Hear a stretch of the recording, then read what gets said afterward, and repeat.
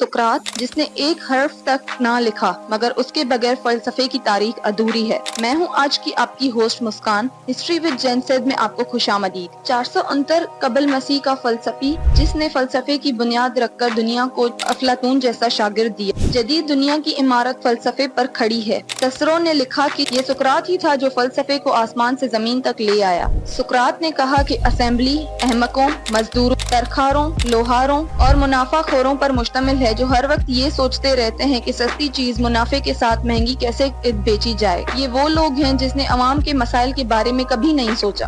سقراط کے حلقہ احباب میں سب سے زیادہ نوجوان شامل تھے۔ گاتھن، السیبائیدس اور افلاطون ان میں سب سے زیادہ نمایاں تھے۔ افلاطون اور سقراط کا ملنا ایک معجزہ تھا۔ سقراط اور افلاطون ایک طویل عرصہ دور دور تک رہے۔ افلاطون پہلوانی کرتا رہا، ڈرامے لکھتا رہا اور دوستوں میں بیٹھ کر گپیں ہانکتا رہا، جبکہ سقراط جنگلوں میں جا کر داد شداد کرتا رہا۔ سقراط جب کسی جنگ سے واپس آیا تو اس نے خواب میں مسلسل ایک پرندے کی آواز سنی۔ ایک پرندہ گیت گا رہا تھا جس کے سنہرے پر تھے، اور وہ جب ایتھنز کی مارکیٹ میں گیا تو اس نے دیکھا ایک نوجوان ویسا ہی گانا گا رہا ہے۔ اس نے اس نوجوان کو گلے لگا لیا۔ وہ نوجوان افلاطون تھا۔ سقراط اور افلاطون کی یہ ملاقات لافانی رشتے میں بدل گئی۔ افلاطون استاد کی باتیں سن کر امر ہو گیا اور استاد کی باتیں لکھ کر استاد کو امر کر دیا۔ سقراط معمولی شکل و صورت کا مالک تھا مگر اس کی بدصورتی میں دنیا کے علم کا حسن چھپا ہوا تھا۔ اس کے دوست اس کو مینڈک کہہ کر پکارتے تھے مگر سقراط یہ کہہ کر ان کو سمجھاتا تھا کہ میں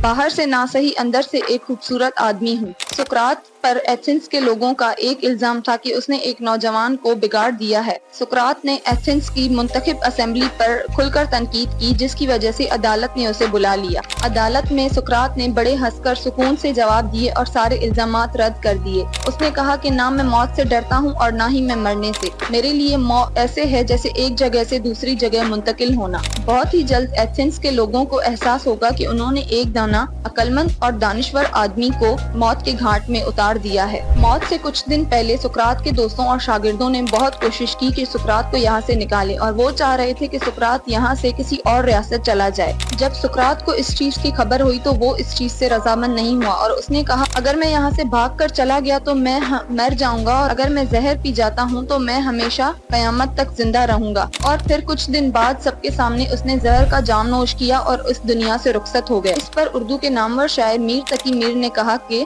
موت واماندگی کا وقفہ ہے، یعنی آگے چلیں گے دم لے کر۔ شکریہ۔